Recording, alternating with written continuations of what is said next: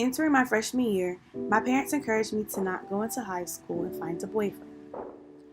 They did the typical older boys prey on new girls speech. However, I could care less what they were telling me. So, I ended up dating a guy who was 2 years older than me. In July of 2014, my friend Devin introduced me to Josh at a party. When Devin introduced us, I thought he was kind of cute, but I wasn't really interested. I could tell he was shy, so I knew we were complete opposites. But opposites attract, right? At the moment, I was taken by surprise, because what would an upperclassman find attractive about me, a freshman? Later that week, I asked my older cousin, Chanel, about him. She encouraged me to talk to him because they were friends. She also was dating one of his closest friends, Sam. After trusting her, I decided to get to know him better. We texted every day, all day for the next 2 months. Slowly, I began liking Josh more and more. Every morning, I woke up excited for school because I knew I would see him. He would walk me to my classes every day and meet me afterwards to walk with me to my next. On September 19th, 2014, Josh asked me to be his girlfriend. I remember this day like it was yesterday. There was Friday night lights, and the crowd was going crazy because our football team had just scored a touchdown. I guess you could say it was kind of cute. As time went by, I started falling madly in love because this was my first serious relationship. We did everything together, whether it was walking to class, cheering at school events, and even singing with the congregation at church.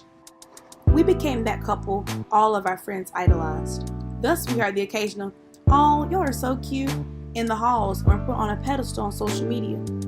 Hearing this and getting the attention made me fall even more in love with the relationship and the idea of having a boyfriend. One day, Josh decided not to come to school. I thought this was really odd because we always went to school, whether we were tired or sick. When I asked him why he was missing school, he simply said it was because he was tired. Once giving me this excuse, I did not question it anymore because he was a basketball player for our high school's varsity team, the York Cougars, who just traveled to a tournament the day prior. At this point, we had been dating for 4 months, so I completely trusted him. As the days went on, I kept falling in love more and more each day. About 3 weeks later, I got a phone call from Josh.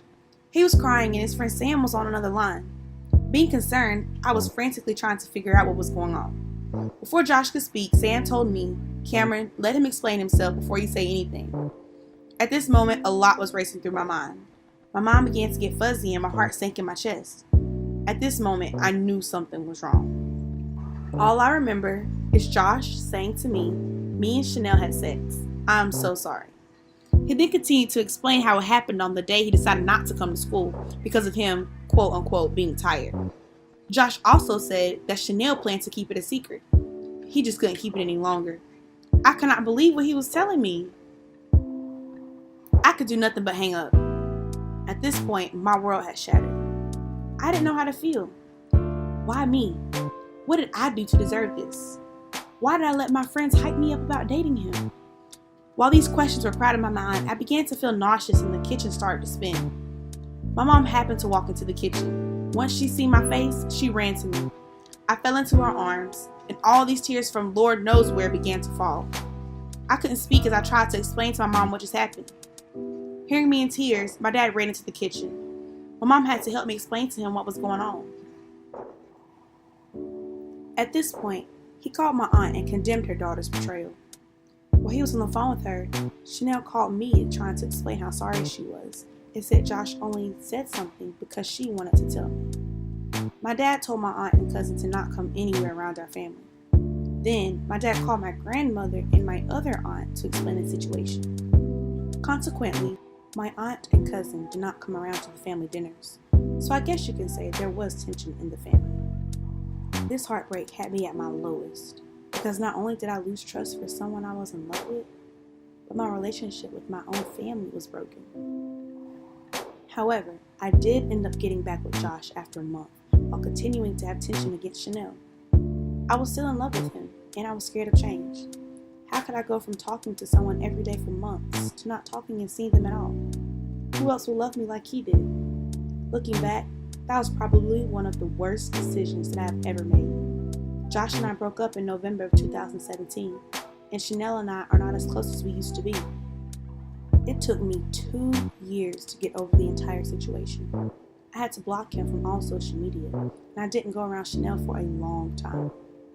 Sometimes I still get flashbacks and I don't trust people as much as I used to. I am a forgiving person, but personally, it's hard to trust someone, family or not, who crosses that line of betrayal. Going into new relationships, I keep a wall up. It takes a while for people to build trust with me. I decided to tell my story to give an insight into the lesson I learned to never allow someone you love to come between you and your family.